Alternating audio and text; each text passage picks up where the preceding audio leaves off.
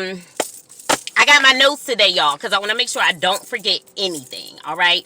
So, first and foremost, we want to think of psychic gifts as, or a psychic as a person who is more, who has the ability to tap into extra sensory messages or information, meaning extrasensory, meaning that it goes beyond our physical 3D world, and we experience our psychic gifts through our senses, through our five senses. So that's an easy way to be able to look at it. Okay, so if you have psychic gifts, that means you have the ability to get messages from the spirit realm, and those messages that you receive from the spirit realm will help you in the 3D world, right? So it's going to help you, yourself, and then also depending on how it is that you carry out your gifts, it can also help others, okay? So you have the ability to tap into the spiritual realm and receive messages that will help you within your 3D life, and then also have the ability to help others in their life. Okay, so what we're going to start with, way to know number one. Okay, so we're going over 10 today, and then next week we'll break those 10 down into where they fit within the 5 major psychic gifts. Okay, so number one, a number one indicator as to whether or not you have a psychic gift is, do you have the ability, like, are you like a BS radar, right? Meaning nobody can get anything over on you. You have the ability to be able to see through people's bill-ish, right? And it's almost like, have you always been the type of person that, like, nobody can lie to me? Like, I always know when people are lying to me, right? You have the ability to be able to see through the bullshit, right?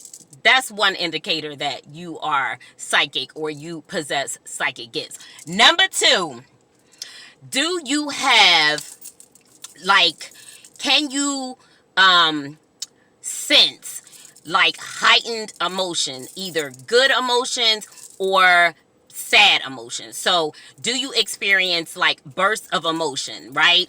And then those emotions later on, you may find out they are related to a situation. So say you just have like a burst of feeling like really happy and really excited, and then later on somebody calls you, or you go somewhere and you realize that something really, really happy or something really, really great is happening for you or someone that is close to you or around you, right?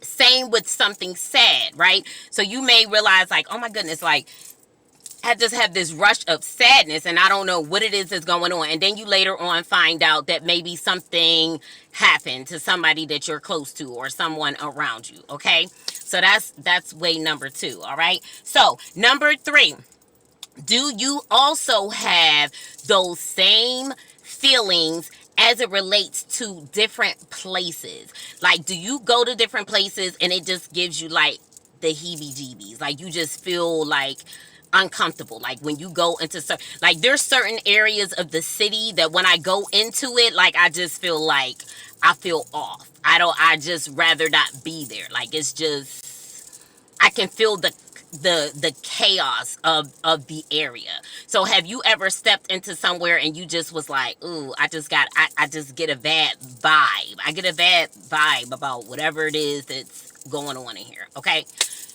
that's indication number three.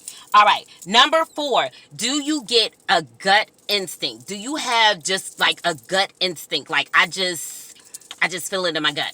I just kind of like know about like certain situations, like said, and reason number three, certain places. You just have like a gut feeling about certain things. That is way to know number four. Okay, so. Oh, also too, do you make really easy gut decisions? Like, are you able to make decisions like, you know what, I'm gonna just go with my gut, right? Oh, you know what?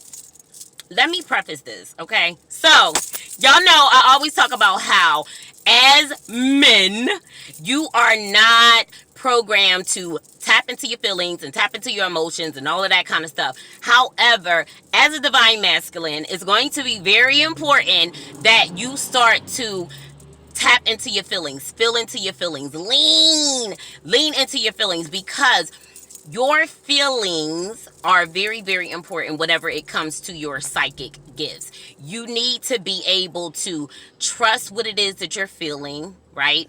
Trust your, like, you can't trust your gut feeling if you don't pay attention to what's going on. You know what I'm saying? Like, if you stay in autopilot all the time, and I just stay very in my logical mind, and that's how I go through life, that's how I make all of my decisions. I never make any decisions based off of just what I feel instinctually or just how I feel. Like, I'm always very logical.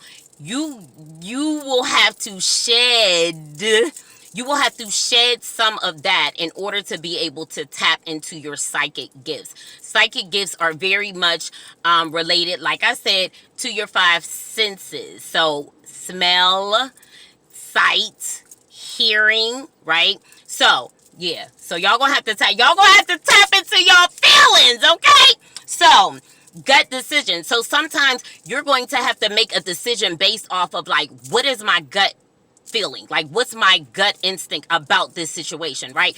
Versus sitting down and being very logical and going with the most logical thing, okay? So that is very, very, very important, all right? So, rule number five, okay.